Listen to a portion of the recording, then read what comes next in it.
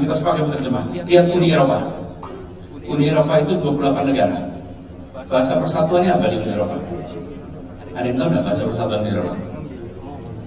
Bahasa Inggris. Orang Perancis mau apa bahasa Inggris? Bahasa Perancis, orang Jerman mau tidak? Di Uni Eropa sampai dengan hari ini bahasa resminya 23 bahasa. Karena itu saya sering sampaikan kepada mereka, kalau mau belajar tentang persatuan, mau belajar tentang kemauan untuk menerima keputusan bersama-sama, maka bangsa Eropa harus datang ke Asia Tenggara, belajar dari Indonesia. Karena di sini kita punya bahasa persatuan, dan kita harus melihat dunia itu sebagai tempat bukan kita dipengaruhi, tapi kita mempengaruhi dunia. Itu sebabnya di Jakarta sekarang kita pasang kapal pinisi di Jalan Jenderal Sudirman. Ada jembatan, ya ini Sulawesi Selatan. Karena kapal pinisilah yang membawa pribadi-pribadi pemberani untuk melampaui batas-batas yang ada di tempat kita. Jadi saya bersyukur hari ini ke tanah para pemberani itu. Iya. Jadi mungkin pesan, ini ada kapal pinisi, ini menjangkau dunia, dan yang bisa menjangkau hanya para pemberani. Mudah-mudahan di Jakarta lebih banyak pemberani-pemberani lagi seperti di Makassar. Nah, kapan-kapan ke Jakarta boleh lihat itu. Ada kapal pinisi di tengah Jalan Sudirman untuk penyeberangan sepeda. Ini penyeberangan sepeda pertama di Indonesia. Biasanya kita nyeberangin itu hanya orang. Kalau ini penyeberangan sepeda. Nah, ini bagian dari ikhtiar kita membangun persatuan. Persatuan itu tidak otomatis. Persatuan itu diusahakan. Generasi pendiri Republik menggunakan bahasa untuk membangun persatuan. Dengan ada bahasa, kita bisa komunikasi semua. Pakai bahasa. Sesudah itu mereka bangun satu negara, Indonesia. Saya sekarang tanggung jawab di Jakarta. Jadi saya perhatikan di Jakarta ini masyarakatnya banyak sekali yang terstratakan secara sosial ekonomi. Kalau dibiarkan kita ingin bersatu, tapi kita tidak mengusahakan persatuan. Saya perhatikan di Jakarta ada ruang rumah, ini saya sebut ruang pertama. Ruang kerja, ruang kedua. Ruang ketiga itu ruang bersama di sebuah kota. Kebanyakan ruang ketiga kita serahkan kepada perusahaan private sector untuk bekerja, menyiapkan ruang ketiga. Apa itu? Mall. Mall di mana-mana. Dan mall itu ada kelasnya. Ada segmen atas, segmen tengah, segmen bawah. Betul tidak? Mall itu tidak ada yang semua segmen. Mall itu pasti ada segmennya. Ya kalau swasta membuat usaha pasti pakai segmen. Pasti, tidak mungkin swasta tidak pakai segmentasi. Pakai segmentasi. Negara yang tidak pakai segmentasi. Karena itulah kenapa di Jakarta dibangun transportasi umum massal. Transportasi umum massal ini, alhamdulillah, pada saat saya mulai bertugas, kendaraan umum di Jakarta itu jangkauannya 42% wilayah Jakarta. Hari ini alhamdulillah sudah menjangkau 82% seluruh wilayah Jakarta. 2 kali lipat. Dalam waktu 3,5 tahun. Dan jumlah dan terintegrasi. Kata kuncinya satu, integrasi. Integrasi tiket, integrasi rute, dan integrasi manajemen. Begitu itu terintegrasi, orang mau naik kendaraan umum. Tapi kalau tidak terintegrasi, jangan harap. Nah, kenapa kendaraan umum ini penting? Kita selalu bilang kendaraan umum mengurangi kemacetan. Ya, itu penting. Kendaraan umum mengurangi polusi. Ya, itu penting. Tapi yang jarang dibahas itu kendaraan umum untuk membangun perasaan persatuan. Bangun kendaraan umum untuk bisa kita memiliki rasa persatuan, rasa kesetaraan. Ada satu tempat yang kalau kita datangi kita merasa setara. Hotel ini belum tentu memberikan rasa setara, tapi ada satu tempat yang selalu kalau kita datang pasti setara. Namanya tempat ibadah. Nah, Bapak Ibu datang ke masjid, walaupun sangat miskin, percaya diri untuk duduk soft paling depan. Betul kan? Tidak ada masjid kelas atas, masjid tengah, masjid bawah. Tidak ada itu. Tidak ada. Kalau namanya tempat ibadah itu pasti setara. Kita merasakan bahwa datang sebagai makhluk di sana berhadapan dengan Sang Khalik. Kita semua sama. Negara ketika membangun fasilitas itu membangun perasaan kesetaraan. Begitu kita bangun kendaraan umum, sekarang alhamdulillah penumpang kendaraan umum di Jakarta itu per hari dulu 350.000. Sekarang alhamdulillah naik 1 juta orang per hari. 3 kali lipat naik. Jadi Kalau yang tambah itu adalah jumlah bisnya, ya berarti kita punya uang. Tapi kalau yang tambah itu jumlah penumpangnya, berarti orang berubah perilakunya dari kendaraan pribadi ke kendaraan umum. Untuk kota sebesar Jakarta ini penting. Mengapa? Jakarta itu penduduknya 10 juta, motornya 13 juta. Iya betul. Jumlah sepeda motor di Jakarta itu jumlahnya 13 juta, mobilnya 3 juta. Kalau semua pakai kendaraan pribadi keluar, kota ini berhenti. Coba aja, semua orang keluar berhenti kotanya. Karena itu kendaraan umum jadi penting, dan semua kota modern dunia pasti menggunakan kendaraan umum massal, pasti. Nah, apa konteksnya dalam persatuan?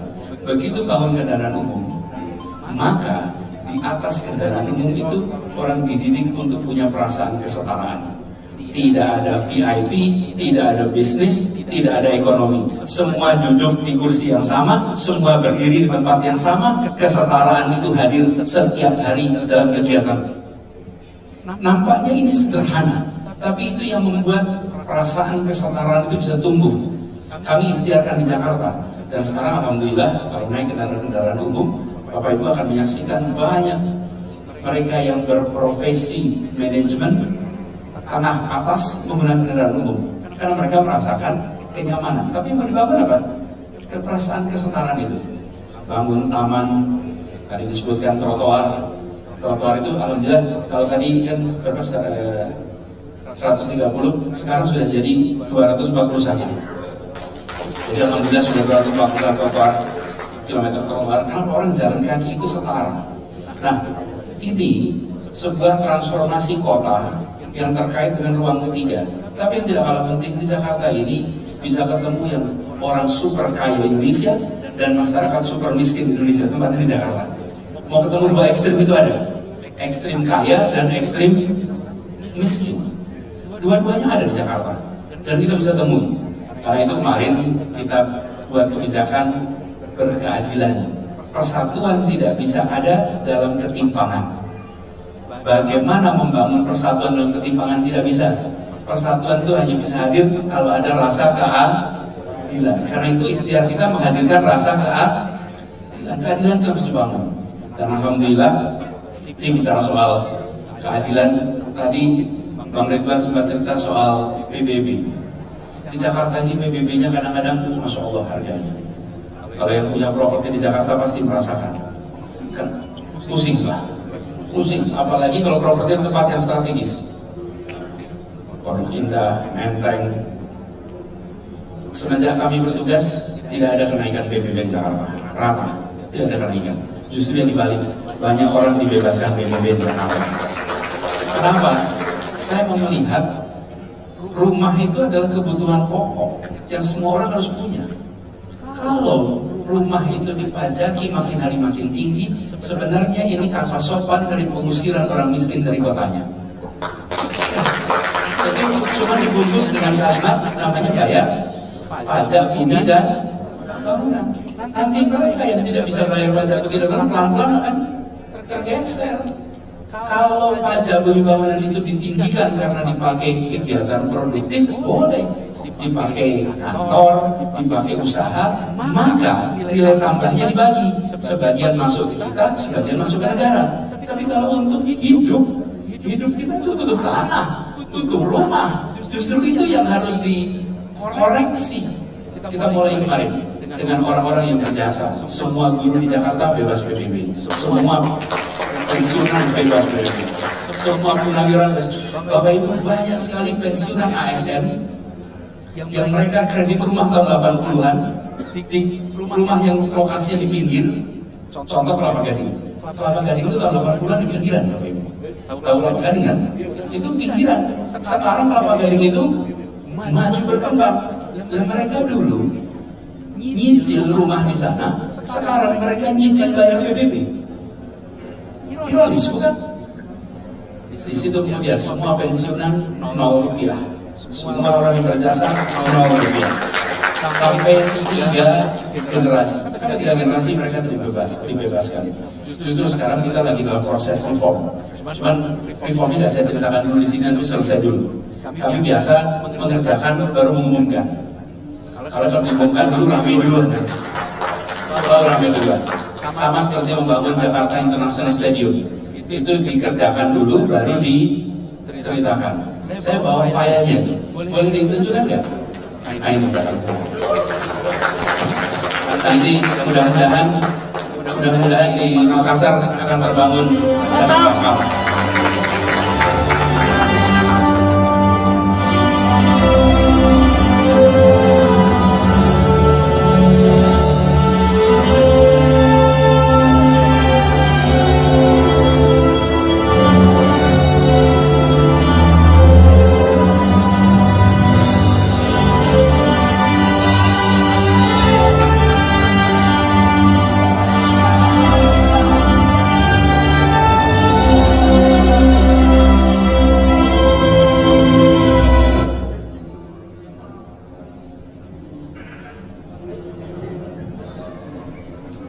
Ini bagian atasnya bisa dibuka dan ditutup. Saya cerita sedikit ya, kenapa bisa dibuka ditutup. Karena kita tinggal di Katulistiwa, dan di Katulistiwa itu tidak bisa main sepak bola jam 10 pagi, tidak bisa main sepak bola jam 2 siang. Kenapa? Tidak ada pemain yang tahan dengan sinar matahari sekuat Katulistiwa. Karena itu kalau desain stadion yang mirip dengan Eropa, apa sekarang di Eropa mainnya musim teduh. Mereka bisa main jam 2, mereka bisa main jam 10. Kita tinggal di Republik Indonesia, desainnya harus mencerminkan iklim Republik Indonesia. Jangan kita copy paste. Kalau kita copy paste akan jalan. Karena itu diubah menjadi bisa buka tutup supaya hujan bisa dipakai, siang hari bisa dipakai. Dan insya Allah dengan cara seperti ini, maka pertandingan itu bisa diselenggarakan jam 10, jam 2. Sampai ada satu hal lagi. 86% penduduk Republik ini beragama Islam, dan yang Muslim punya kewajiban untuk menjalankan sholat 5 waktu. Lihat perhatian, saya pernah datang pertandingan sepak bola jam 7 malam. Begitu saya sampai stadion, saya langsung sholat dulu sama anak saya. Sholat karena ruangnya kita ada VIP, jadi saya dulu sholat. Selesai sholat, saya masuk ke tempat duduk, lihat puluhan ribu di sana. Saya perhatikan di mana mereka sholat maghrib. Ini mereka bukan musafir. Safar dari mana mereka? Dari musafir. Itu semua jamaah kosong itu. Semua stadion. Coba perhatikan. Pertandingan jam 7 ada jamaah semua sholatnya. Kita bilang jangan. Kita buat stadion yang tidak ada kewajiban yang harus terbatalkan. Kita bisa nonton yang harus. Jadi dengan pertandingannya siang, tidak perlu pertandingan jam 7 malam. Selama ini kenapa pertandingan 7 malam? Karena nggak bisa pertandingan siang. Harus pertandingannya sore atau malam. Dan konsekuensinya banyak sekali yang tidak bisa menunaikan kewajibannya. Bagaimana kita 10 tahun jawabkan dari Allah nanti? Apa rancangan yang dibuat sehingga mereka bisa menjalankan kewajibannya? Insya Allah kita bisa jawab. Sudah dirancang untuk tidak harus membatalkan sholat maghrib rame-rame tiap pertandingan itu terjadi. Insya Allah nanti di Makassar bisa lebih besar lagi stadion. Bisa diteruskan nggak lihat dalamnya? Itu dia, bisa teruskan. Oh diulang, oke.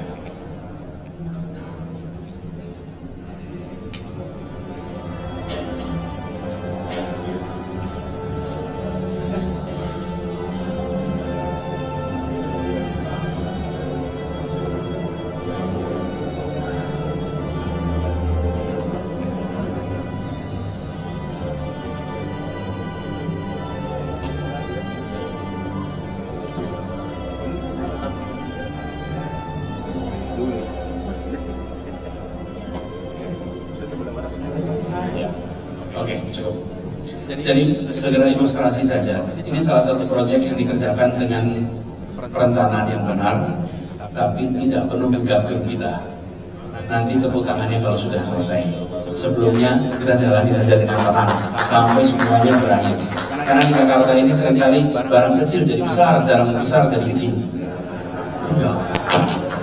Yang besar jadi kecil, yang kecil jadi besar. Ada yang terperosok aja ramai betul di Jakarta. Padahal ini barangnya segini gini. Jadi kita coba jalankan itu dengan baik. Jadi kembali, stadion ini juga begitu. Kita ingin mempersatukan tempat ini nantinya dipakai bukan hanya untuk olahraga. Semua kegiatan keagamaan, kegiatan sosial, kegiatan seni bisa dikerjakan di tempat ini. Jadi bukan hanya untuk satu jenis kegiatan. Nah, saya ingin teruskan sih soal keadilan. Tempat ini, kami di Jakarta itu punya begitu banyak kasus, bukan hanya soal PBB, tapi warga yang tidak bisa mendapatkan pelayanan dasar, air, listrik. Tadi pagi saya ceritakan pada Bang Muhammad Rum dan teman-teman bahwa banyak orang-orang di Jakarta, keluarga tinggal di tanah yang tanahnya sengketa karena BUMN. BUMN itu dapat tanah dari pemerintah Belanda karena perusahaan Belanda. Tapi sekarang diduduki oleh warga. Warga tinggal 20 tahun. Dan kalau tidak punya IMB, maka mereka tidak bisa dapat aliran listrik, tidak bisa dapat aliran air bersih. Konsekuensinya, miskin di Jakarta itu biaya hidupnya lebih mahal daripada menengah ke atas. Karena air yang dibutuhkan, mereka harus beli galon, jerigen yang harganya lebih mahal. Jadi kita kemarin bikin terobosan. Di tanah-tanah itu kita berikan IMB, tapi IMB-nya beda. Ini pertama kali di Indonesia, IMB-nya per RT. Seluruh rumah satu dokumen IMB. Dan ketika itu diberikan, maka satu RT bisa dapat aliran listrik, satu RT bisa dapat aliran air. Soal status tanahnya biar diselesaikan di pengadilan, tapi soal penyelesaian kebutuhannya itu menjadi tanggung jawab pemerintah untuk menyediakan. Jadi kita nggak terlibat. Ini mau tanah di siapa? Selesaikan saja antar dua belah pihak. Tapi butuhnya listrik, butuhnya air jangan diputus. Kita ini malah kadang-kadang jadi negara yang pelit sama rakyatnya. Justru kalau jadi negara itu jangan pernah pelit sama rakyatnya. Ini bahaya. Apalagi kalau bicara tanah. Dulu tanah milik siapa? Kita juga karena menang perang dapat tanah. Kira-kira begitu. Ini yang coba kita dorong perasaan keadilan sehingga warga itu tidak merasa nomor 2 dan nomor 3 di kota ini. Banyak sebetulnya PR-PR kita, tapi ikhtiar untuk menghadirkan keadilan sosial ujungnya nanti ada persatuan. Jangan harap muncul persatuan tanpa keadilan sosial. Keadilannya jadi penting. Nah, kami berharap ini nanti bisa kita jalankan lebih luas lagi. Saat ini kita tunaikan di beberapa lokasi di Jakarta, mudah-mudahan nanti lebih luas dan kita nanti boleh diskusikan lebih jauh. Bung Arum nanti kita bahas lebih jauh, tapi ini pengantar pembuka dari saya tentang apa yang kita kerjakan di Jakarta dan bagaimana dampaknya untuk menjaga persatuan di Indonesia. Terima kasih.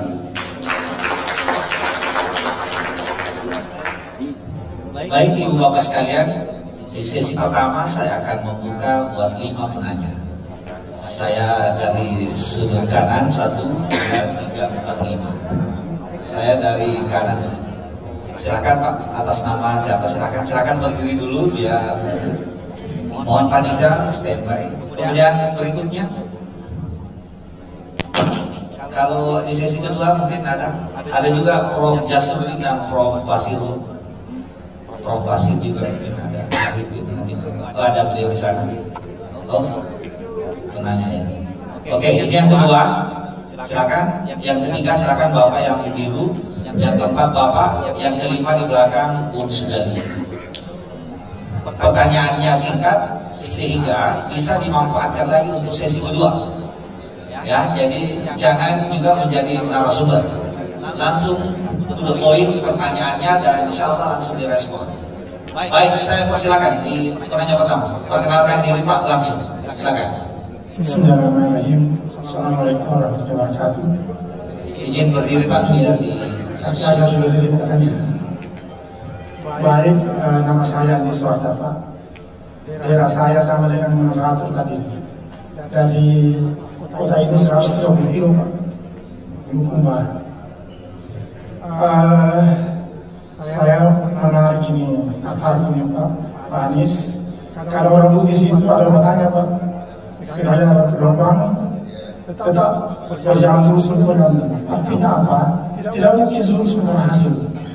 Oleh karena itu, saya harapkan bahwa apa yang terjadi Pak Anies itu harus luar biasa. Saya harapkan bahwa terus hanya Jakarta, tapi seluruh Indonesia Pak.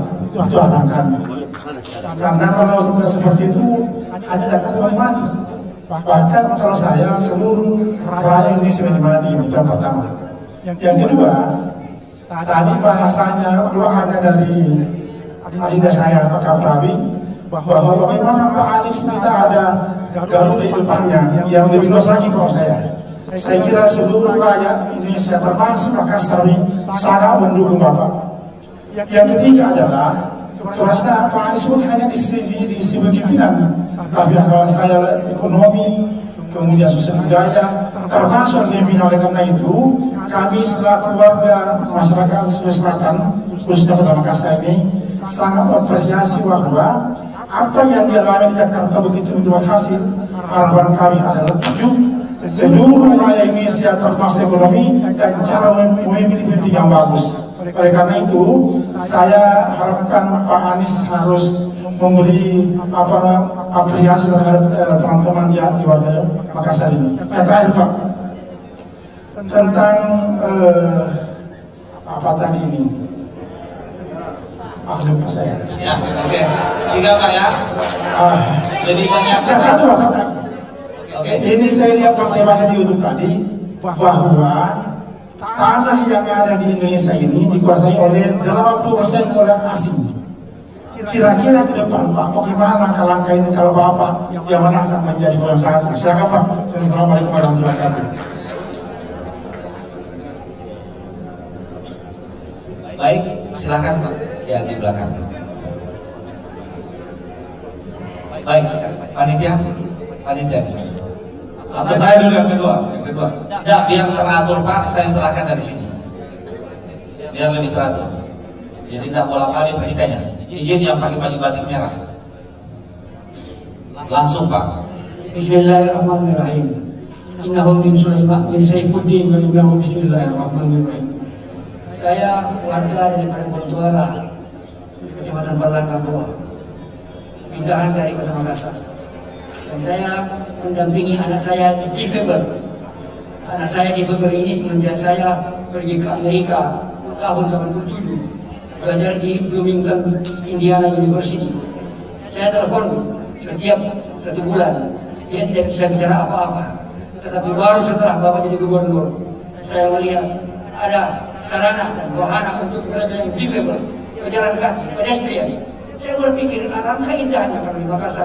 Kota Makassar harus mengikuti cara yang tersebut. Kedua adalah bahwa saya sebagai seorang pensiunan Badan Kependudukan dan Keluarga Berencana, janji daripada kependudukan pada zaman Soeharto yang mengirim saya belajar ke Amerika Serikat adalah bahwa harus ada yang berkelanjutan. Dan sekarang ini BKKBN disuruh mengurus masalah stunting, masalah urusan kesehatan.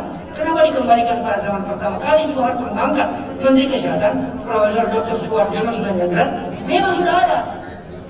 Nah, oleh karena itulah maka kita berpikir bahwa yang namanya keterpaduan itu bukan berarti terpadu, terpaksa pakai duit. Terima kasih. Wassalamualaikum warahmatullahi wabarakatuh. Baik, maju ke meja VVIP di depan baju biru. Panitia depan sini. Ya, ketiga.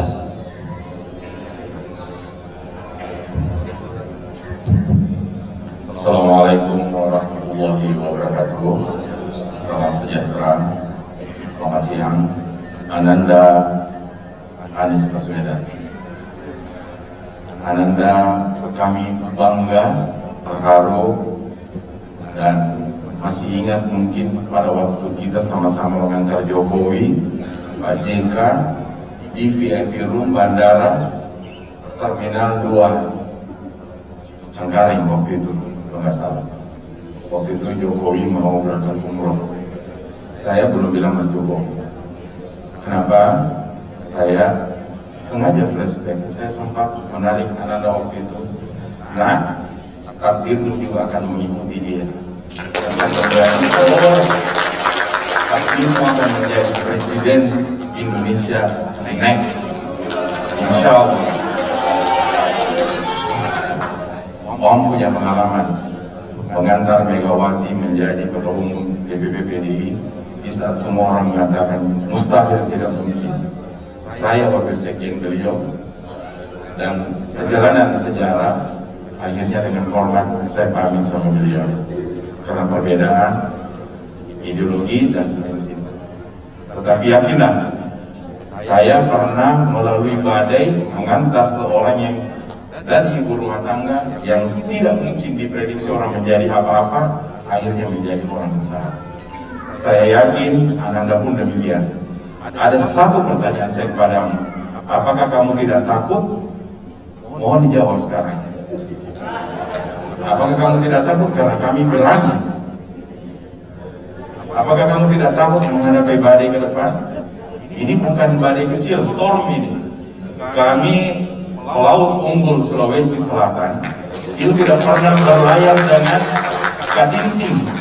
Kami selalu berlayar dengan pinisi menghadapi badai storm yang besar. Sehingga kami ingin menanya, karena Ananda akan jadi kapten dari pinisi yang akan digulirkan di sini. Kalau Ananda takut, kami juga akan mengatakan bahwa kamu sampai di sini saja. Nah, ini harus ada komitmen moral, karena yang mengantar Ananda di sini menjadi kapten pinisi adalah orang-orang berani. Yang ketiga, kamu punya modal besar. Ananda sopan. Ananda tidak pernah menghujat. 35 tahun saya mengantongi KTP DKI. Saya tinggal di daerah yang di tetangga saya semua. 20 tahun saya tinggal di daerah Pondok Indah, tidak ada yang kenal saya dan tidak ada yang saya kenal. Itulah Jakarta. Tetapi saya kaget kalau saya jalan-jalan. Berapa kali saya ketemu Ananda di Pondok Indah 2, masih ingat mungkin? Itu dikerumuni oleh mereka yang saya tahu adalah pemakan uang haram, pasar rupiah. Dan kerjanya mereka ini bukan mencari apa yang menjadi prestasi beliau, tetapi apa yang harus beliau ceritakan sebagai kwitansi pembayaran gaji mereka. Tapi jangan takut, di Sulawesi Selatan ini kami orang-orang berani. Apalagi Omu ini mangga berani, tidak pernah surut. Jadi sekarang tolong dijawab, apakah Ananda ragu, takut untuk maju terus menghadapi badai ke depan? Itu aja yang saya minta. Terima kasih. Baik, terima kasih. Luar biasa. Berikutnya ke beliau di sana. Oke, silakan Pak. Lupa tadi diperkenalkan namanya. Silakan. Terima kasih. Assalamualaikum warahmatullahi wabarakatuh. Nama saya Baharudin Sorongi. Profesi saya sebagai konsultan tata kelola pemerintah daerah dan konsultan pemberdayaan masyarakat.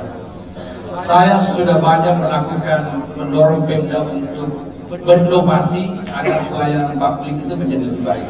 Tapi persoalannya kemiskinan ini tidak bisa berubah. Tidak bisa berubah karena rupanya di Republik ini ada oligarki yang mencengkeram kekuasaan sehingga penguasa-penguasa lain tidak bisa berbuat banyak terhadap masyarakat, terutama kepada masyarakat kecil. Pertanyaannya adalah, ketika Bapak ditakdirkan Allah SWT dan insya Allah nanti kalau terpilih jadi presiden, apa yang harus Bapak lakukan untuk menghilangkan kemiskinan?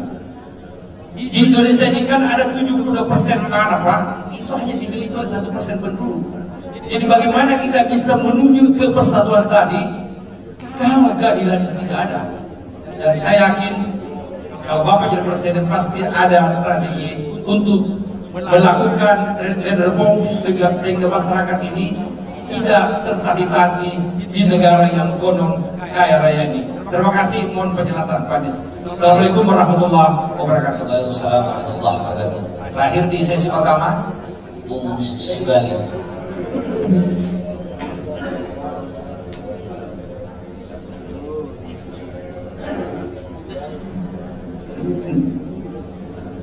Izin Ketua, saya Sugali dari Komunitas Sanar Rakyat. Singkat saja, ingin mempertajam terkait dengan ibu kota. Ini kan horor betul sesungguhnya. Ketika dianggap Jakarta mau banjir, ibu kota mau dipindahkan. Opini Bapak dong terkait dengan perpindahan ibu kota itu seperti apa? Karena sampai-sampai Joe Biden setelah terpilih jadi presiden Amerika juga mengungkapkan hal yang serupa. Jakarta katanya mau banjir. Atau karena Pak Anies yang jadi gubernur sehingga buru-buru ibu kota dipindahkan. butuh opini agar kita tidak sesat. Selanjutnya leadership versus buzzer. Kami begitu bangun pagi, buka medsos, buka WhatsApp, Bapak seolah-olah tidak punya prestasi. Tolong dong dibocorin prestasi Bapak apa sih? Karena kami sudah tidak bisa membedakan mana berita benar, mana berita bohong, mana berita hoax. Karena kebetulan Bapak ada di sini, tolong disampaikan kepada kami. Karena sepertinya kalah leadership sama buzzer ini. Gimana caranya Bapak untuk keluar dari pusaran sesat seperti ini? Selanjutnya, kalau Bapak ditakdirkan untuk menjadi pemimpin di satu negara nantinya, Bapak punya komitmen nggak menjamin yang namanya kebebasan? Karena konstitusi kita itu jelas kebebasan dijamin. Sekarang Pak, head speed, sedikit kita ditangkap. Saya mohon maaf, seandainya bannernya di depan itu tidak ada warna-warna birunya, kami sebenarnya agak takut bicara Pak. Nanti kita keluar tiba-tiba diambil karena head speed. Untuk karena bannernya ada warna biru, saya rasa ini salah satu kawan kita yang dekat dengan kekuasaan, jadi tidak apa-apa lah. Kita bicara, ini pasti kita bebas. Kebebasan itu penting Pak. Apa yang kami butuh komitmen Bapak untuk menjamin kebebasan itu. Karena itulah dasar negara kita sampai hari ini. Yang paling terakhir, 3 presiden kita itu tidak pernah selesai masa tugasnya karena tidak ada O-nya. Ibu Abdurrahman Wahid, Megawati, B.J. Habibie tidak ada O-nya. Tapi semua presiden yang ada O-nya itu selesai, malah ada yang sampai 32 tahun. Jadi kalau bisa kita panggil apa Anies Baswedan, oh Anies Baswedan. Dan gitu. Ini fakta Pak. Gimana Bapak melihat itu? Ini adalah sebuah mistik. Tapi dalam beberapa diskusi orang-orang Jawa juga mengatakan bahwa kalau tiada O-nya agak susah. Opininya Bapak terkait dengan itu. Itu saja yang kami sampaikan dari Komunitas Anak Rakyat. Terima kasih. Assalamualaikum warahmatullahi wabarakatuh. Waalaikumsalam warahmatullahi wabarakatuh. Baik Bapak sekalian, atas permintaan Bapak Anies Baswedan, kita cukupkan di satu sesi. Jadi usul saya daripada 2 sesi tambah aja.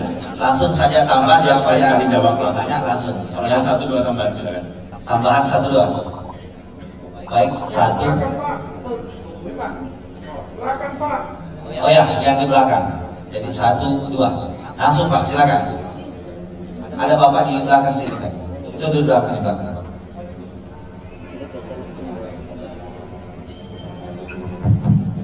Baik, Assalamualaikum warahmatullahi wabarakatuh.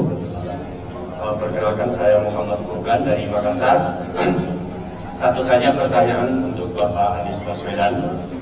Kita tahu selama 10 tahun periode kepemimpinan Bapak Jokowi, utang negara cukup banyak, bahkan terbilang besar. Pertanyaan kami yang real, bagaimana kiat Bapak mengurangi bahkan meniadakan utang tersebut bila mana Bapak Anies Baswedan terpilih sebagai presiden. Terima kasih. Baik, terima kasih. Yang terakhir Pak di sana.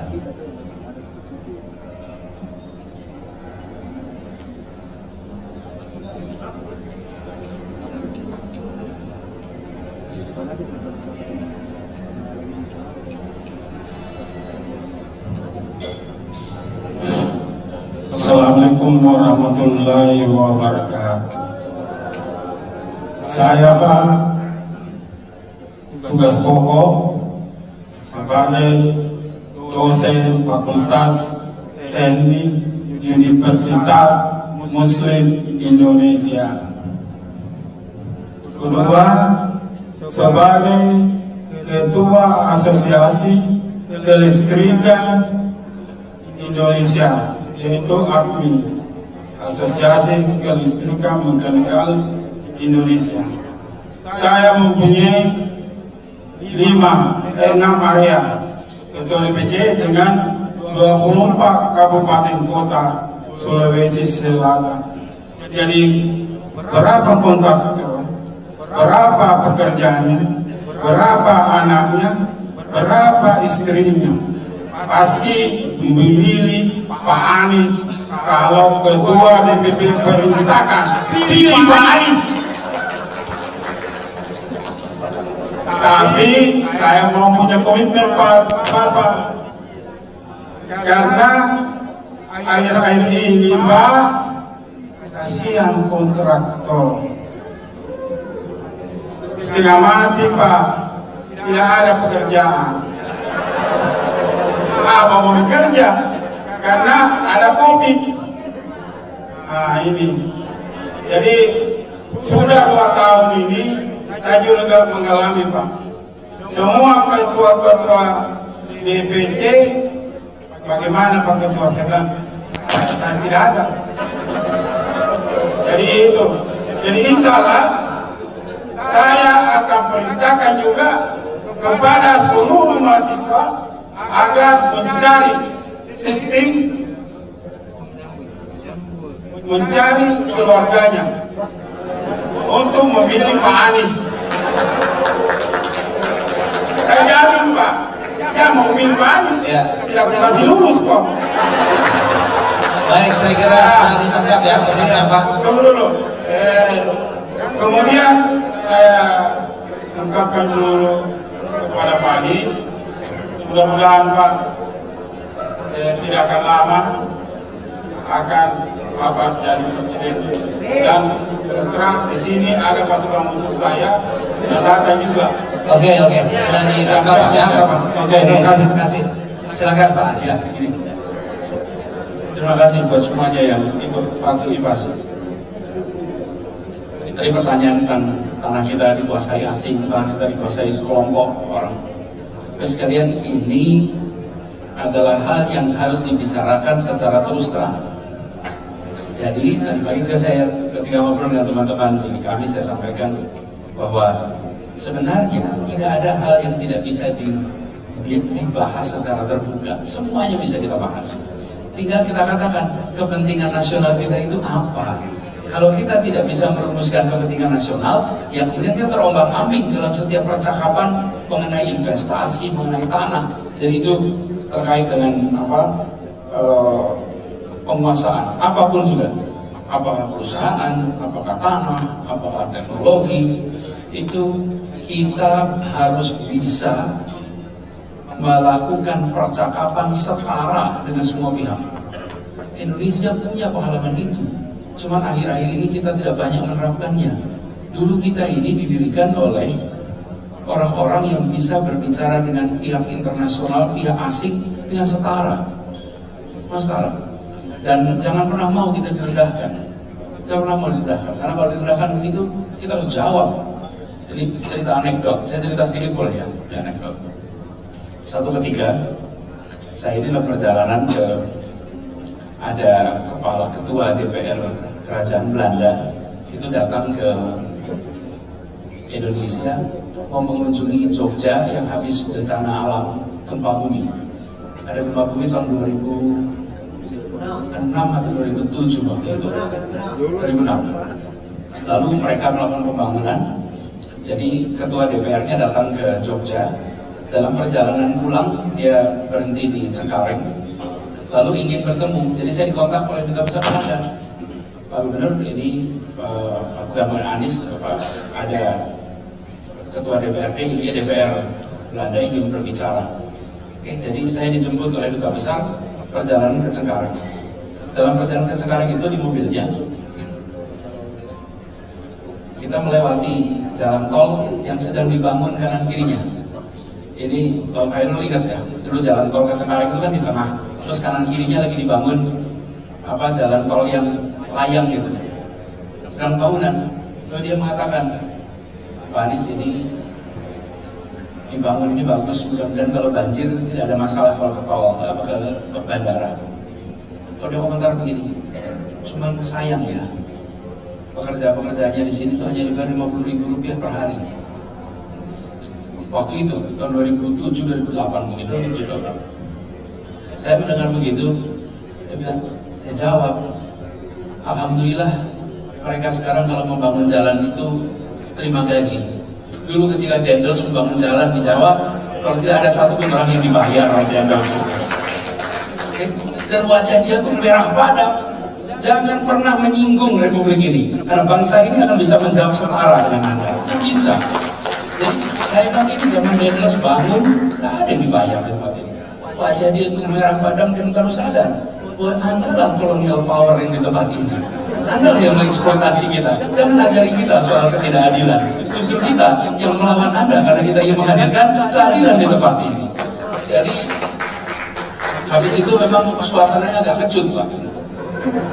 Iya, tapi biarlah agak kecut karena saya hadir bukan untuk membahagiakan. Saya hadir untuk menyatakan apa yang menjadi pandangan kita dan apa yang ingin kita kerjakan dari Republik ini. Nah itu juga kaitan dengan terakhir tuh. Tadi bertanya kemiskinan. Kita ini harus membuat agar kue ini dibagi setara. Di Jakarta kemarin ramai soal UMP, upah minimum provinsi. Bayangkan rumus yang baru itu yang dibuat oleh Kementerian Tenaga Kerja, itu kenaikan UMP di Jakarta hanya 0,8%, di bawah inflasi. Siapapun yang berusaha pasti tahu persis, kenaikan upah buruh itu harus lebih tinggi daripada inflasi. Ini diberikan di bawahnya. Jadi kemudian saya ambil langkah bahwa upahnya harus lebih tinggi dari inflasi. Walaupun itu berbeda dengan apa yang disusun oleh peraturan pemerintah PP. Tapi kita menggunakan dasar hukum, ada dasar hukumnya Undang-Undang Kekhususan DKI Jakarta, Undang-Undang Nomor 29 tahun 2007. Jadi Pak, dari soal kemiskinan, kita harus berpihak. Bila pemerintah menyerahkan urusan kemiskinan itu kepada rakyat, akan pernah selesai. Kita harus ambil sikap, dan ambil sikap itu artinya harus menjelaskan, harus berhadapan. Tapi saya ingatkan kepada teman-teman pengusaha, coba ingat, 40 tahun yang lalu Anda di mana? 30 tahun lalu Anda di mana? Republik ini sudah memberikan begitu banyak pada Anda. Sekarang giliran Anda untuk berbagi dengan orang-orang yang bekerja untuk Anda. Dan disitulah letak tanggung jawab sosial kita. Tidak bisa kita ini hanya hari ini Anda pekerja, saya pengusaha. Tidak. Dulunya kita bukan siapa-siapa. Karena dikasih izin, karena dikasih lisensi, karena dikasih kemudahan, naik kelas tuh. Jangan lupa untuk berbagi dengan yang lainnya. Jadi kita ingin dorong itu, dan kesetaraan ini, Pak tadi yang bicara difabel, ini buat semua tempat. Kalau ada 4 unsur di masyarakat diperhatikan, maka yang lainnya aman. Siapa 4 itu? 1, penyandang disabilitas. 2, lansia. 3, ibu hamil. 4, anak-anak. Bila 4 komponen ini diamankan, yang lainnya aman. Tapi bila kita tidak memikirkan 4 ini, maka mereka akan selalu kalah, mereka akan selalu tertinggal. Di Jakarta, sejak kami bertugas, setiap rekrutmen 3% yang diterima harus penyandang disabilitas. Semua karyawan di Jakarta 3% harus penyandang disabilitas. Karena kita ingin ada kesetaraan kesempatan. Kemudian, nah soal ibu kota itu sudah menjadi, saya bertugas sebagai gubernur disumpah untuk melaksanakan undang-undang. Jadi keputusannya sudah dibuat. Karena itu kalau warga boleh berpandangan, kalau saya menjadi undang-undang maka harus dilaksanakan undang-undang pemindahan ibu kota. Jadi saya tidak mau komentar soal ibu kota, tapi saya ingin pastikan Jakarta akan tetap menjadi kota pusat perekonomian dan Jakarta akan terus jadi simbolnya Indonesia. Jakarta itu sudah jalan 500 tahun seperti Makassar. Berapa usia kota Makassar ini? 600 tahun, 700 tahun. Jadi, apakah ibu kota Sulawesi Selatan tetap di Makassar atau tempat lain? Kota ini tetap menjadi sentral kegiatan kebudayaan, kegiatan perekonomian, kegiatan kesehatan tetap.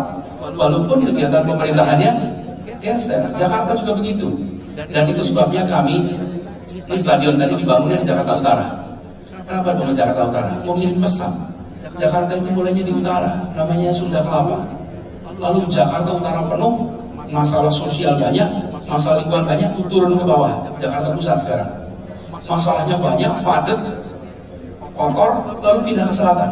Kita ini kalau ada masalah bukan yang diselesaikan, ditinggalkan. Jakarta Utara ditinggalkan ke selatan. Jakarta Selatan ini sudah mulai padat, sudah mulai penuh, pindahnya keluar Jakarta.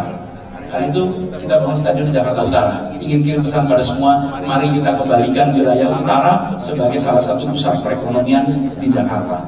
Dan nanti ada dibangun juga ini bersama dengan Dewan Masjid Museum Rasulullah di Ancol. Itu menjadi satu dari 2 museum di dunia yang satunya ada di Madinah, yang satunya ada di Jakarta. Dan itu kami pangkai nanti. Ini kami kerjakan sama-sama dengan Pak Yusuf Kala dan Pak Safrudin. Pak Safrudin itu mantan Wakapolri. Jadi ini kita kerjakan sama-sama. Doakan ini cepat selesai. Dan nanti menjadi tempat kita bisa ziarah sama-sama. Jadi itu. Lalu tentang komitmen kebebasan, tadi saya jawab terakhir komitmen kebebasan soal nama. Biarlah Allah punya rencana, sudah ditulis di Lauhul Mahfuz sana. Siapa yang kita ditugaskan untuk menjadi pemimpin, bagian kita menjalani amanah yang sekarang ada, kira-kira begitu. Dan saya ingin garis bawahi soal hutang tadi, ya PR kita banyak. Saya nggak mau komentar terlalu banyak dulu soal hutang. Nanti kalau adanya sudah dibunyikan baru kita bicara.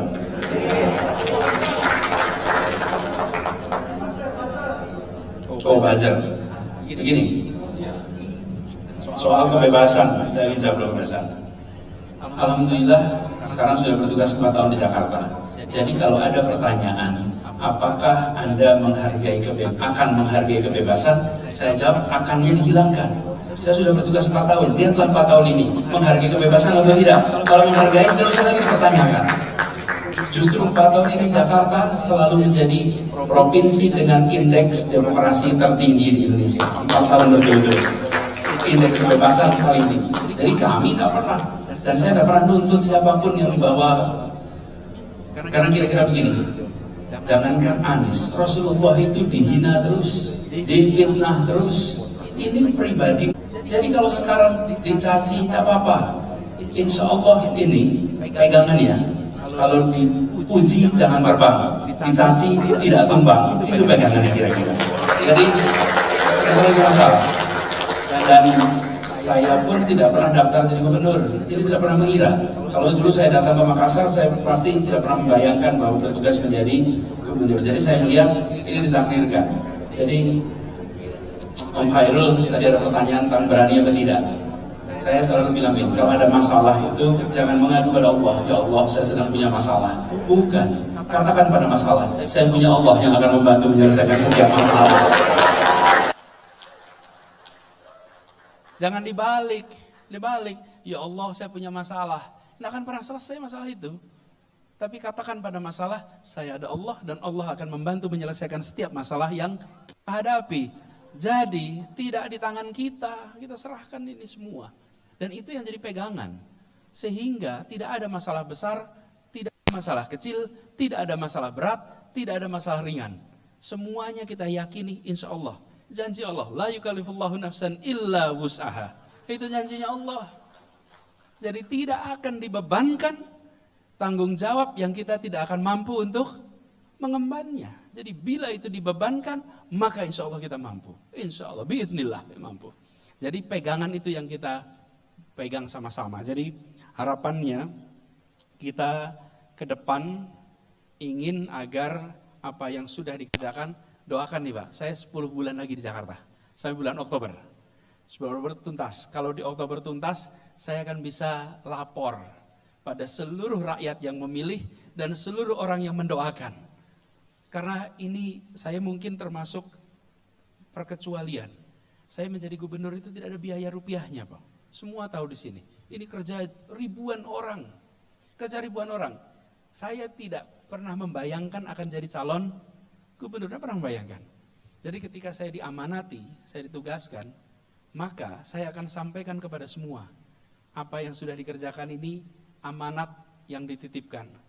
Saya boleh cerita sedikit. Saya kalau pergi kemana saja Pak, pergi kemana saja, selalu menemukan di airport, di restoran, di ruang pertemuan, orang yang mendatangi dan bilang begini, Pak Anies, saya doakan Anda setiap malam di tahun 2017 itu, supaya terpilih jadi gubernur. Itu bukan sekali 2 kali, di banyak tempat. Sehingga setiap kali saya bertemu, saya katakan, doakan saya amanah istiqomah, sebagaimana ikhlasnya Anda mendoakan saya pada saat itu. Karena saya tidak pernah menduga. Nah ini juga yang jadi pegangan, bahwa selama menjalani tugas ini, pertanggungjawabannya itu pada Allah, sekaligus pada rakyat Jakarta dan semua yang bekerja membantu lewat doa. Dan ini juga yang saya rasakan. Begitu banyak jalan keluar